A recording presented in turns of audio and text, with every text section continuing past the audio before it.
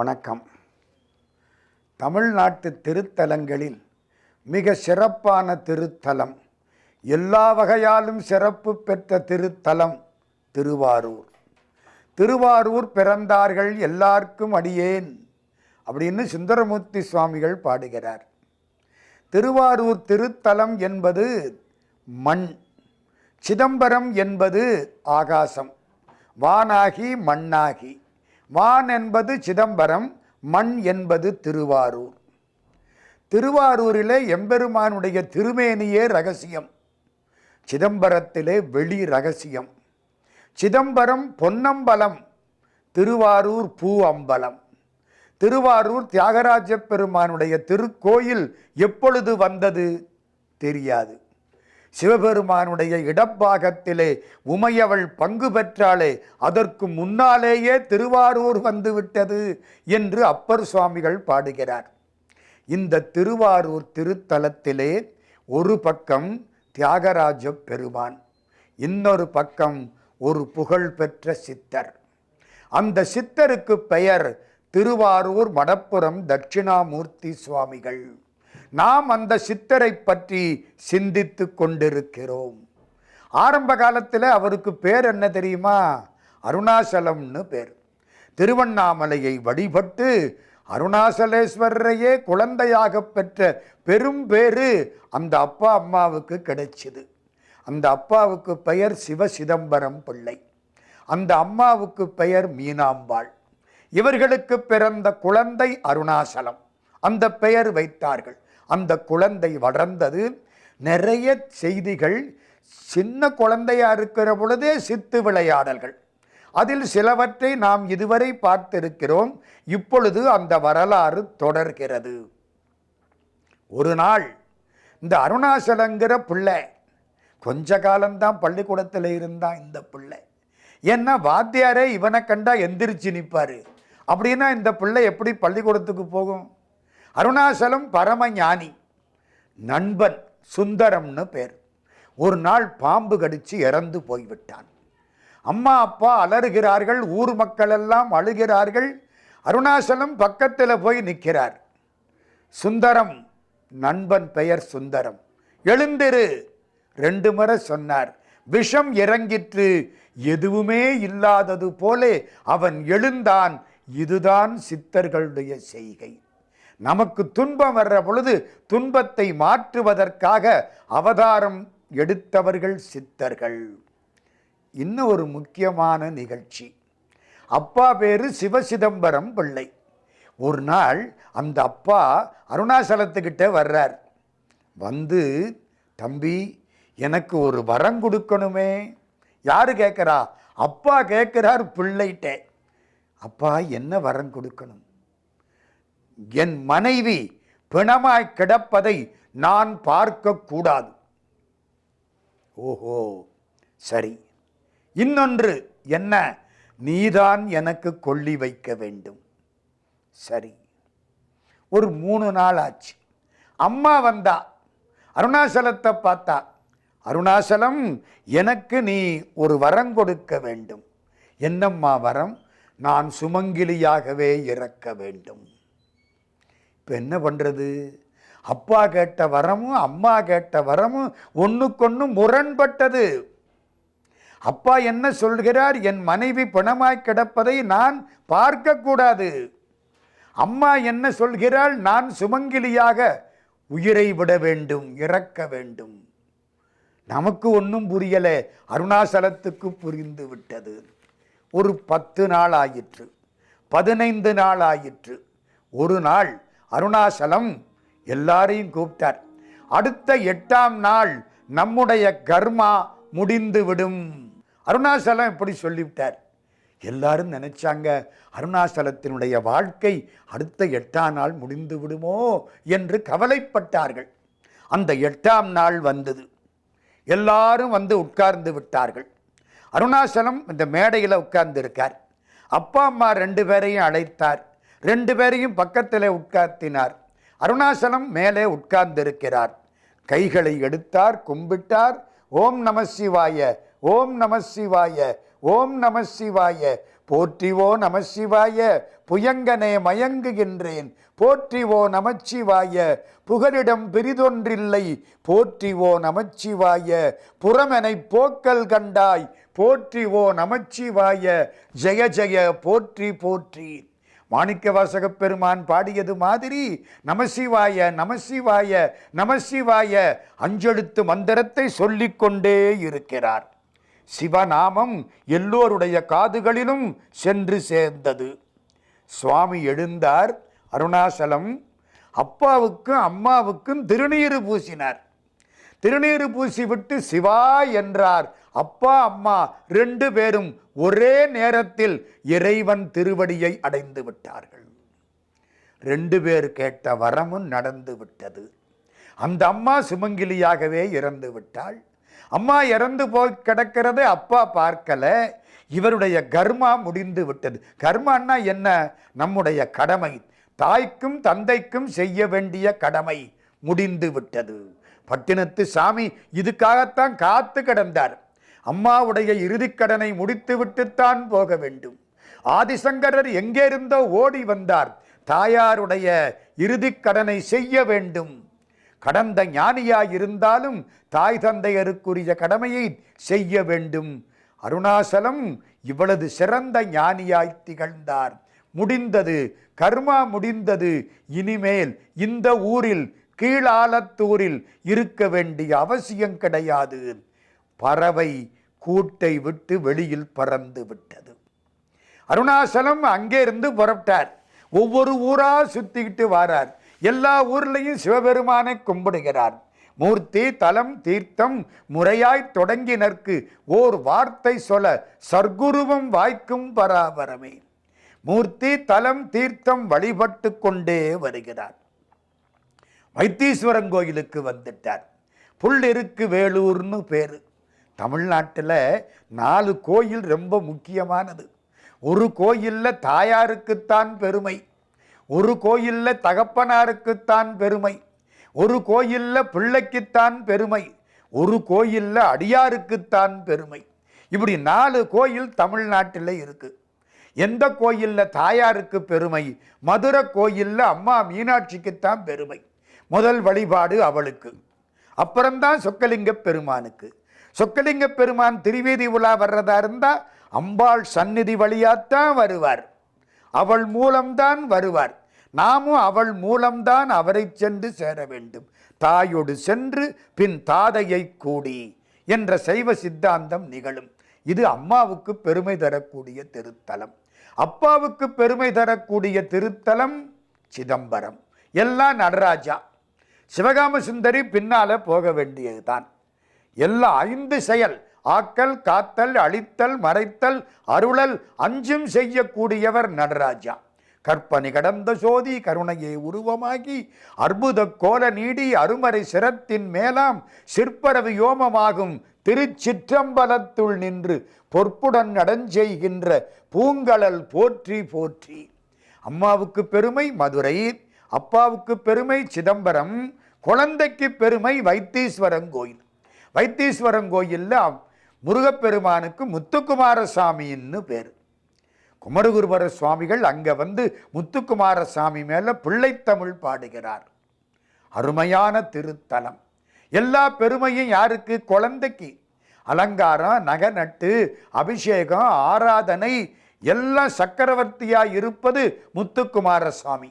வெளியில போற பொழுது அம்பாளுக்கு தீபாராதனை ஆகும். திரும்ப முத்துக்குமாரசாமி உள்ள வர்ற பொழுது அம்பாள் தையல் நாயகிக்கு ஒரு தீபாராதனை ஆகும். எல்லா பெருமையும் குழந்தைக்கு.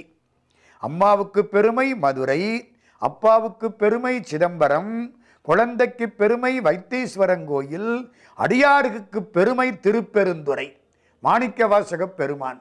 ஆவுடையார் கோயில்னு பேரு. அறந்தாங்கிக்கு பக்கத்தில். எல்லா வழிபாடும் மாணிக்கவாசகருக்குத்தான். சிவலிங்கமே அங்கே கிடையாது. வெறும் ஆவுடை மட்டும்தான் இருக்கும். அதுக்கு பேரு ஆவுடையார் கோயில்னு பெயர் வைத்தார்கள். மாணிக்கவாசகருக்குத்தான் திருவீதி உலா, மாணிக்கவாசகருக்குத்தான் தேரு, மாணிக்கவாசகர் தான் எங்கே பார்த்தாலும். எந்த கோயில்லையும் அவருக்கு என்ன பேரு? ஆனந்த மாணிக்கவாசகர். இந்த 4ல் வைத்தீஸ்வரன் கோயில் குழந்தைக்கு சிறப்பு. நம்ம அருணாசலம் வைத்தீஸ்வரன் கோயிலுக்கு வந்து சேர்ந்தார். புள்ளிருக்கு வேலூர் பெருமானை போய் கும்பிட்டார். பேராயிரம் பரவி வானோர் ஏத்தும் பெருமான் வழிபட்டார். அங்கே ஒரு கணக்கப்பிள்ளை இவருக்கு சொந்தக்காரர். அவரை போய் பார்த்த உடனே 2 பேருக்கு ரொம்ப மகிழ்ச்சி. கணக்கப்பிள்ளை சொன்னார், அருணாசலம், இந்த ஊரில் ஒரு 10 நாளைக்கு எனக்கு கொஞ்சம் ஓய்வு தேவைப்படுது. இந்த கணக்கு வேலையெல்லாம் நீ பார்த்துக்கோ. நான் ஒரு நாட்டு மருந்து சாப்பிட்டு பத்தியம் இருக்கணும். ஒரு 10 நாள் பத்தியம் இருந்துட்டு வந்துடுறேன். அது வரைக்கும் புள்ளிருக்கு வேலூர் முத்துக்குமாரசுவாமி தேவஸ்தானம் இந்த கணக்கு வழக்க நீ கொஞ்சம் பார்த்துக்கோ. இது எப்படி இருக்கு? கணக்கு வழக்குக்கு அப்பாற்பட்ட ஒரு ஞானியை, ஒரு சித்தனை கொண்டு வந்து கணக்கு வழக்கு பாருன்னு உட்கார்த்தி வைத்து விட்டார்கள். இதுக்குத்தான் விதின்னு பேர். நம்ம அருணாசலம் கோயிலில் உட்கார்ந்து வழிபாடு செய்வது, கணக்கு எழுதுவது. அதில் வேடிக்கை என்ன தெரியுமா?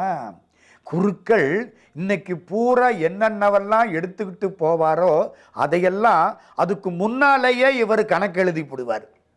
சாயங்காலம் ஒரு 7 மணி 8 மணிக்கு வந்து பார்த்தா இன்னைக்கு என்னென்ன சாமான் இங்கேருந்து போயிருக்குன்னு இவர் கணக்கு தெளிவாக சுத்தமாக இருக்கும். பரமஞானி சித்தர். ஒரு முறை என்ன ஆகிப்போச்சு, 2 படி பால் 1 படி தேன் எடுத்துக்கிட்டு போயிருக்காங்க. ஆனால் கணக்கில் அது வரவில்லை. உண்மையில் என்ன செய்யணும்? அது வந்தது, அதுக்கப்புறம் அது செலவழிக்கப்பட்டதுன்னு எழுதணும். இவர் கணக்கில் அது இல்லை.